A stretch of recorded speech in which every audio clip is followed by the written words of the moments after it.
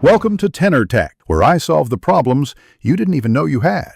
You start by safeguarding accounts and removing peripherals to isolate the problem. Once done, perform a hard power cycle. Hold the console Xbox button for 10 seconds until it fully shuts down, then wait 30 seconds so capacitors discharge. Make sure to unplug external drives and network cables so you won't corrupt storage or trigger network-related errors.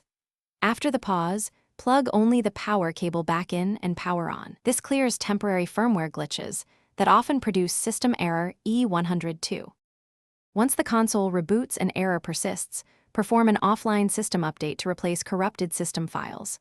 You'll need a FAT32 USB drive with at least 6 GB free and the official offline update package saved in a $System Update folder at root.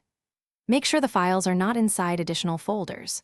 With Xbox off, insert the USB, then press and hold bind and eject, then press the Xbox button. Keep holding bind and eject for 10-15 seconds until you hear 2 power-up tones to boot into the recovery menu. When the recovery menu appears, choose Offline System Update first. This reinstalls system software without wiping games if successful. If that fails, perform a factory reset but choose to keep games and apps when prompted to save download time. Only use full reset as last resort.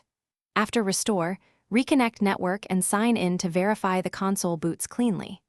If E102 returns, note the error behavior, grab your serial number, and contact Xbox support.